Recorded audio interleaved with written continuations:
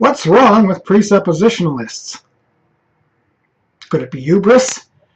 Could it be brain damage? I'm going to try to figure it out.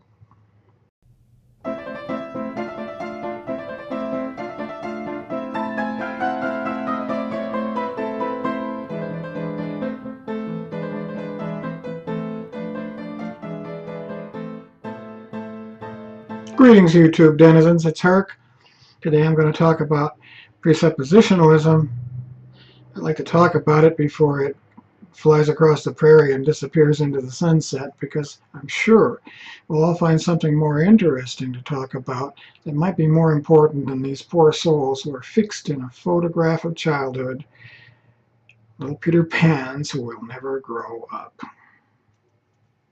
Now, when daddies tell you why you can't do something, and they can't think of a good reason, they say, "Because I said so."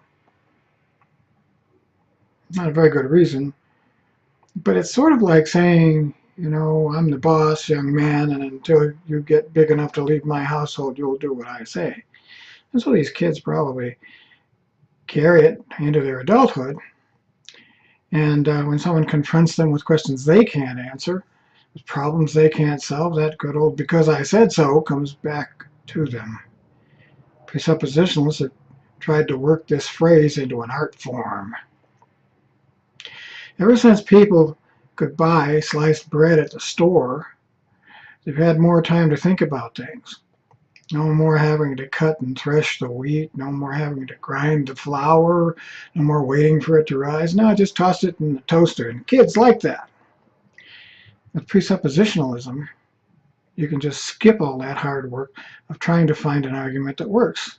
They never do anyway, and go right to insisting you're right. Uh-oh.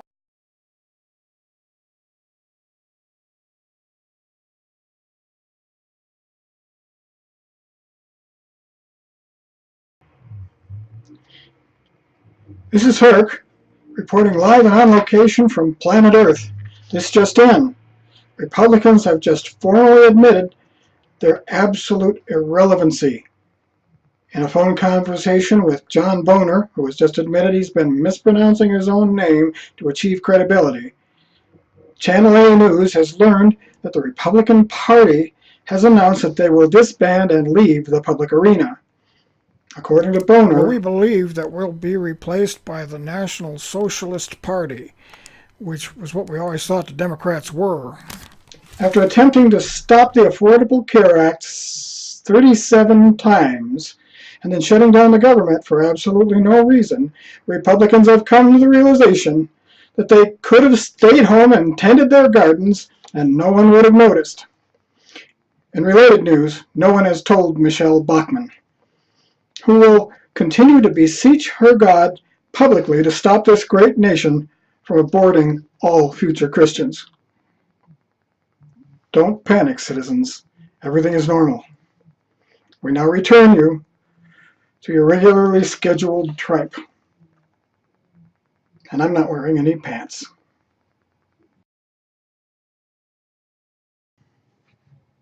And we're back. The presuppositional argument boils down to this. If you didn't read it in the Bible, you don't know anything. Sort of makes me wonder how the human race got by for so long without a Bible to explain everything.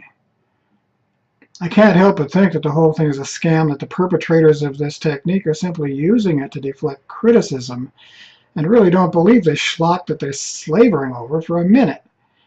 They're like little boys who made forged grades on their report card to make it look like they're doing really well, even though they're failing.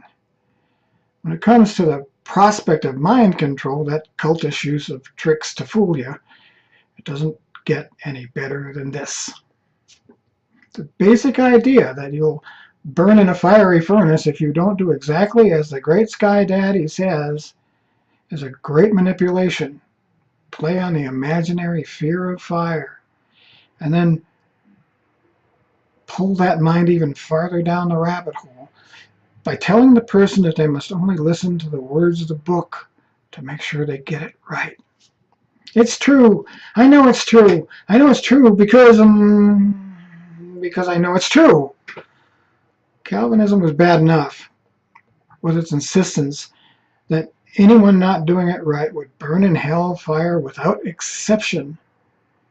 But presuppositionalism pulls itself up by its bootstraps, even though it has no bootstraps, and insists that the Bible is the be-all and end-all, and anyone who doesn't think so is wrong.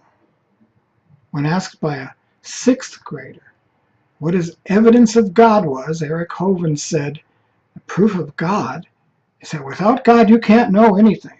Are you smarter than a sixth grader, Eric? Saitan Bruggencate said, "I fully expect you to think that I am nuts." I wouldn't want to disappoint you, Sai. A snake talked, a donkey talked, an axe head floats. A man who was dead for 3 days came back to life. Of course, if you deny God, it's going to be insane. Doesn't it seem here that this guy wants you to join him in his insanity? If he dresses up in a trench coat and says he's Mike Shane, do we all dress up in trench coats? But if you receive Christ and accept that God exists, then these things for the creator of the universe are nothing. I tend to agree about the nothing part. He's yet to give me some reason to think that this alleged creator is more than nothing. He likes to insist that he's the only one who knows anything because God told him. I wonder what rock he was standing on when the beam of light hit him.